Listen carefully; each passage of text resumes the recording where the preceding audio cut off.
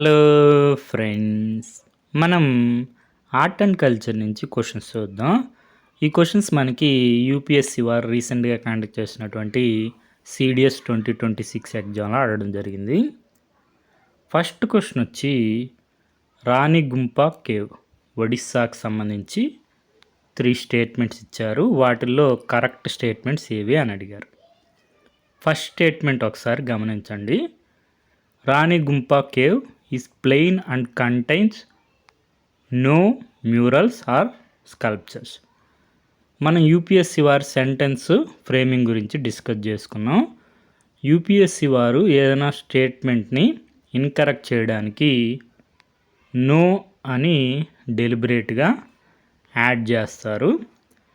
అప్పుడు ఆ statement incorrect అవుతుంది. మనకి రాణి గుంప కేవ్లో స్కల్ప్చర్స్ ఉన్నాయన్నమాట. మనకి లేవని చెప్పి ఫస్ట్ స్టేట్మెంట్ ఇచ్చారు కాబట్టి ఫస్ట్ స్టేట్మెంటు ఇన్కరెక్ట్ అవుతుంది. ఆ విషయం మనకు తెలిస్తే చాలు.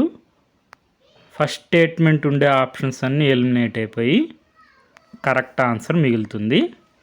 Option B answer 2 only.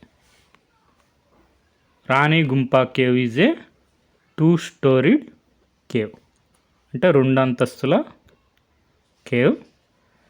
Rani Gumpha cave consist of an oval courtyard. Oval courtyard ఏమి రాణి గుంప కేవ్ దగ్గర లేదన్నమాట.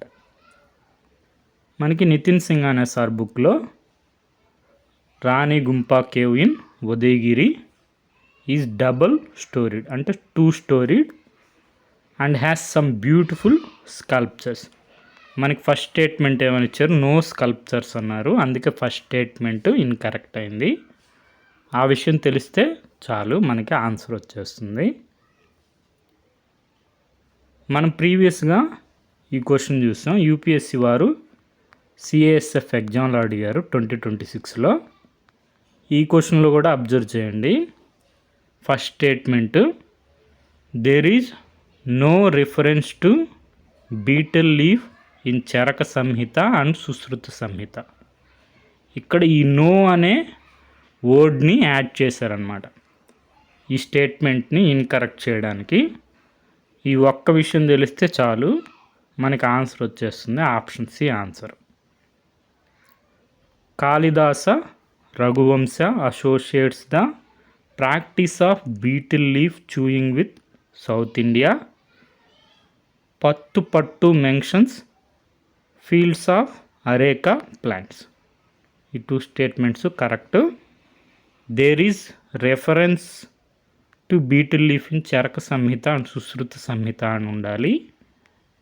నో అని యాడ్ చేశారు. అప్పుడు మనం చెప్పుకున్నాం ఈ క్వశ్చన్ మనకి ఉపేందర్ సింగ్ మేడం బుక్ నుంచి వచ్చింది. ఉపేందర్ సింగ్ మేడం బుక్లో ఈ విధంగా బాక్సెస్ ఉంటాయి.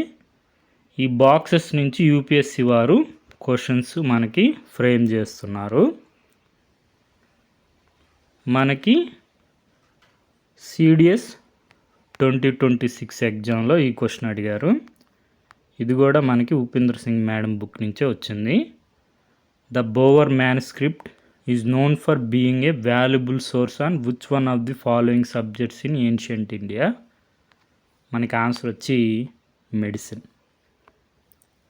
మనకి ఉపేందర్ సింగ్ మేడం బుక్లో ఈ విధంగా బాక్స్ ఉంటుంది. The bower manuscript. Bower manuscript దేనికి సంబంధించింది? మెడిసిన్ సంబంధించింది. దీంట్లో మనకి వాల్యుబుల్ ఇన్ఫర్మేషన్ ఆయుర్వేద గురించి, స్నేక్ బైట్ క్యూర్ గురించి మెన్షన్ చేస్తుంటారు. ఒకసారి బోవర్ మ్యానుస్క్రిప్ట్ గురించి ఇంట్రెస్టింగ్ మనకి బ్యాక్ స్టోరీ ఉంటుంది, ఒకసారి చూసుకోండి. నెక్స్ట్ క్వశ్చన్ వచ్చి who was the author of the book of travels called Rihla, written in Arabic, providing extremely rich and interesting details about India. మనం ఈ క్వశ్చన్ చెప్పుకున్నాం ఇబన్ బటూటా. మనం ఈ క్వశ్చన్ డిస్కస్ చేసుకున్నప్పుడు Ibn Battuta's Rihla. NCERT text బుక్లో కూడా mention చేస్తుంటారు. Ibn Battuta's రిహ్లా. ఏ లాంగ్వేజ్లో రాశారు? అరబిక్లో. ఇది మనకి బోవర్ మ్యానుస్క్రిప్ట్. రాణిగుంప కేవ్లో మనకి స్కల్ప్చర్స్, బ్యూటిఫుల్ స్కల్ప్చర్స్ ఉన్నాయి. నో స్కల్ప్చర్స్ అన్నారు, అందుకే ఫస్ట్ స్టేట్మెంట్ ఇన్కరెక్ట్ అయింది. Okay friends, thank you for watching.